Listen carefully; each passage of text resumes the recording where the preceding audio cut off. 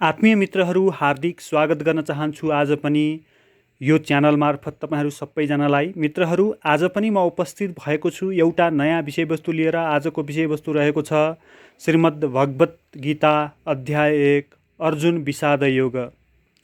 अर्जुन को विषाद का विषयमा चर्चा गरिएको यो अध्याय 1 का बारेमा आज हामीले चर्चा गर्नेछौँ। श्रीमद् भगवत गीता यस्तो शास्त्र हो जसमा धेरै ज्ञानहरू छन्, धेरै प्रकारका ज्ञानहरू रहेका छन् र यहाँ अर्जुनलाई श्रीकृष्णले आत्मज्ञान प्रदान गर्नुभएको छ।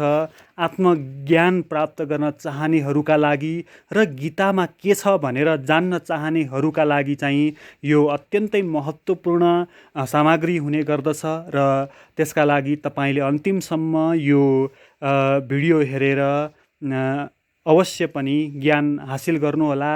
र यो पहिलो अध्याय अत्यन्तै महत्त्वपूर्ण छ, किनभने जब अर्जुन विलखबन्धमा पर्छन्, अर्जुनले विषाद गर्छन्, अर्जुनले आफ्ना मान्छेहरू देख्छन् युद्ध मैदानमा, त्यसपछि उनी युद्ध लड्दिन भनेर बस्छन्।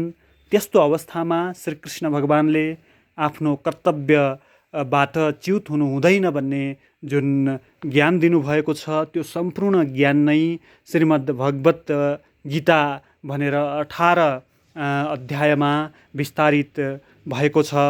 आजको विषयवस्तु सुरु गरौँ। धृतराष्ट्रले भन्दछन्, हे सञ्जय, धर्मभूमि कुरुक्षेत्रमा एकत्रित भएका युद्धको चाहना भएका मेरा र पाण्डुका छोराले के गरे? धृतराष्ट्रको प्रश्नमा सञ्जय भन्दछन्, त्यसबेला राजा दुर्योधनले व्यूह रचना युक्त पाण्डवहरूको सेनालाई देखेर द्रोणाचार्यका नजिकमा गएर यो वचन बोले, हे आचार्य देव, हजुरका बुद्धिमान शिष्य द्रुपदका छोरा धृष्टद्युम्नद्वारा व्यूहाकार रूपमा खडा भएको पाण्डु पुत्रहरूको त्यो विशाल सेनालाई हेर्नुहोस्। यो सेनामा ठुला ठुला धनु धारण गरेका र युद्धमा भीम र अर्जुनकै समान सुरवीर सात्यकी, विराट तथा महारथी राजा द्रुपद, धृष्टकेतु, चेकितान तथा बलवान काशीराज, पुरुजित, कुन्तीभोज र मनुष्यहरूमा श्रेष्ठ शैव्य, पराक्रमी युधामन्यु तथा बलवान उत्तमौजा, सुभद्रा पुत्र अभिमन्यु, द्रौपदीका 5 पुत्रहरू सबै महारथी हुन्। हे ब्राह्मण श्रेष्ठ, हाम्रो पक्षमा पनि जो प्रमुख योद्धाहरू छन् तिनलाई हजुरले हेर्नुहोस्। हजुरको जानकारीका लागि मेरो सेनामा को छन्, जो छन् तिनलाई मैले यहाँ हजुरका समक्ष बताउँछु। तपाईँ द्रोणाचार्य र पितामह भीष्म तथा कर्ण र सङ्ग्राम विजयी कृपाचार्य तथा त्यस्तै अश्वत्थामा, विकर्ण र सोमदत्तका पुत्र भूरिश्रवा, अरू पनि मेरा लागि जीवनको आशा त्यागिदिने धेरै सुरवीर, अनेक प्रकारका शस्त्रार्थहरूले सुसज्जित 101 युद्ध कलामा चतुर छन्। भीष्म पितामहद्वारा रक्षित हाम्रो यो सेना सबै प्रकारले अजेय छ, जित्नै नसकिने छ र भीमद्वारा रक्षित यिनीहरूको जुन पाण्डवहरूको यो सेना जित्नका लागि सुगम छ, जित्न सजिलो छ। त्यसैले सबै मोर्चाहरूमा आफ्नो ठाउँमा रहेर तपाईहरू सबैले भीष्म पितामहको सबैतिरबाट रक्षा गर्नुहोस्। कौरवहरूमा वृद्ध, निकै प्रतापी भीष्म पितामहले दुर्योधनको हृदयमा हर्ष पैदा गर्दै उच्च स्वरले, ठुलो स्वरले, सिंह जस्तै गर्जनका साथ गर्जिएर शङ्ख बजाए। त्यसपछि शङ्ख र नगारा तथा ढोल, मृदङ्ग र नरसिंह आदि बाजा एकसाथ बजे। त्यो शब्द अत्यन्तै भयङ्कर भयो। त्यसपछि सेता घोडाहरूले युक्त उत्तम रथमा विराजमान श्रीकृष्ण र अर्जुनले पनि अलौकिक शङ्ख बजाए। श्रीकृष्णले पाञ्चजन्य नामक शङ्ख, अर्जुनले देवदत्त नामक शङ्ख, भयानक कर्म गर्ने भीमसेनले पौण्ड्र नामक महाशङ्ख बजाए। श्रेष्ठ धनुर्धर काशीराज र महारथी शिखण्डी र धृष्टद्युम्न तथा राजा विराट, अजेय सात्तकी, राजा द्रुपद तथा द्रौपदीका पाँचै पुत्रहरू, महाबाहु सुभद्रापुत्र अभिमन्यु सबैतिरबाट अलग अलग शङ्ख बजाए। त्यस भयानक शब्दले आकाश र पृथ्वीलाई गुन्जाउँदै धृतराष्ट्रका पक्षको तर्फबाट जुन लड्ने सेनाहरू छन् उनीहरूको हृदय विदीर्ण गरिदियो। शङ्ख बजिसकेपछि अर्जुनले श्रीकृष्णसित आग्रह गरे आफ्नो रथलाई दुवै सेनाहरूको बिचमा लैजानको लागि। त्यसपछि कपिध्वज अर्जुनले मोर्चा बाँधेर खडा भएका धृतराष्ट्रका जुन सेनाहरू छन् त्यसलाई देखेर त्यो समयमा धनुष उठाई श्रीकृष्णसित यो वचन बोले, हे अच्युत, मेरो रथलाई दुवै सेनाहरूको बिचमा लग्नुहोस्। अर्जुनले भन्दै जान्छन्, युद्ध क्षेत्रमा खडा भएका युद्धको अपेक्षा सहित विजयी योद्धाहरूलाई राम्ररी देख्न चाहन्छु। यो युद्धभूमिमा अथवा युद्धमा कुन कुन व्यक्तिहरूसँग मैले युद्ध गर्नुपर्ने हुन्छ। बुद्धिहीन दुर्योधनको युद्धमा भलाइ चाहेर जो राजा र सेनाहरू आएका छन् ती युद्ध गर्नेहरूलाई म हेर्न चाहन्छु।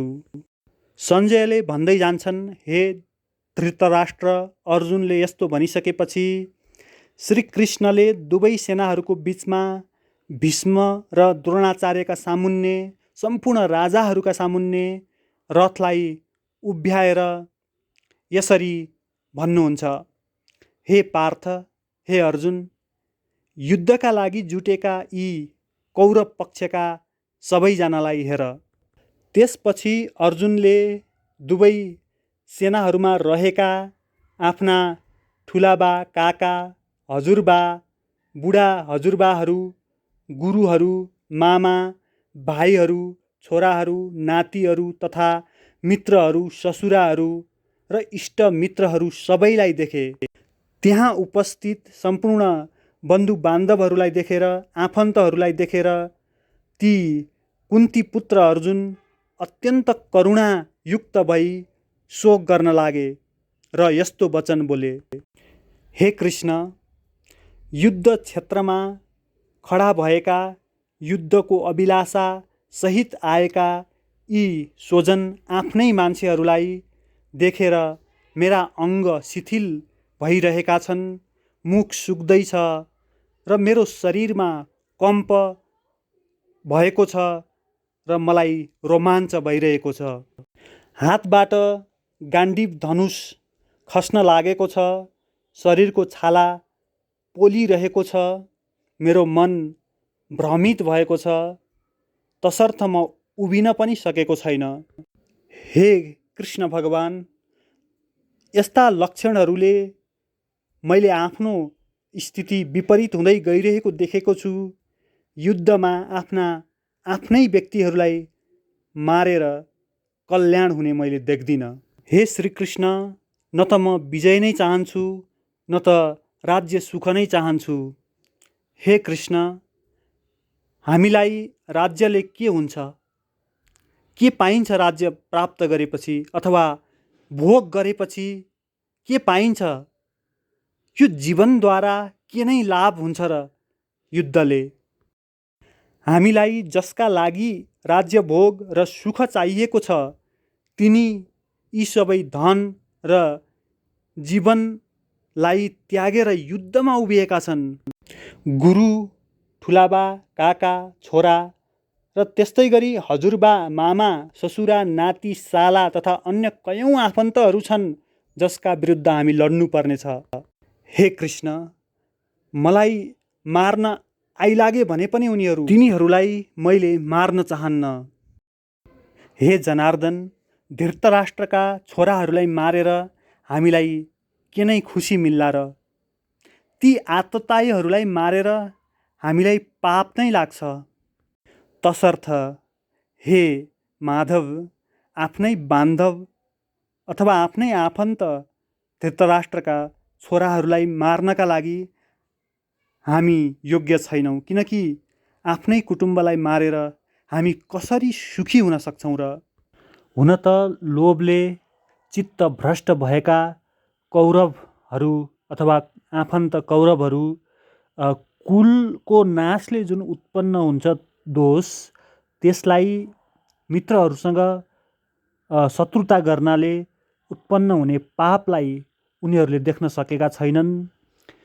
हे श्रीकृष्ण, कुलको नाशले उत्पन्न हुने जुन दोष छ त्यसलाई जान्ने हामीहरू त पापबाट मुक्तिका लागि किन विचार नगर्ने अथवा यस्तो पाप हुने कर्म किन गर्ने?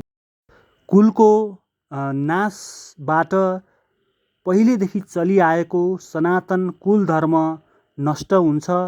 धर्मको नाश हुनाले सम्पूर्ण कुलमा पाप फैलिन्छ। हे कृष्ण, पाप बढ्नाले कुलका स्त्रीहरू अत्यन्त दूषित हुन्छन्। हे कृष्ण, स्त्रीहरू दूषित भएपछि वर्णशङ्कर उत्पन्न हुन्छ।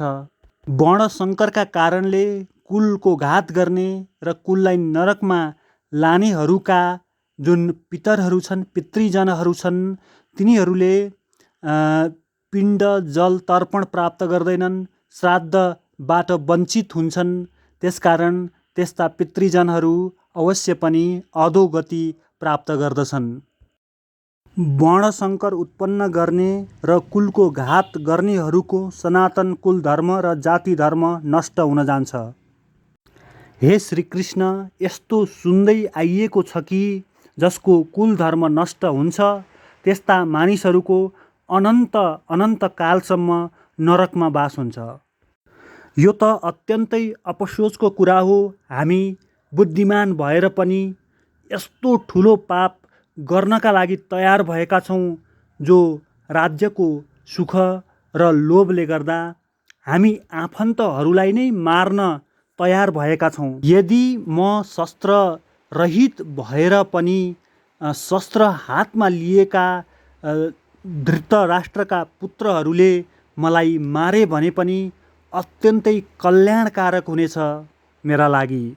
सञ्जयले भन्दछन्, रणभूमिमा शोकले व्याकुल भएका अर्जुन यति भनेर बाणसहित धनुलाई तल राखेर रथको पछिल्लो भागमा बसे। हरिओम तत्सत, हरिओम तत्सत, हरिओम तत्सत। धन्यवाद।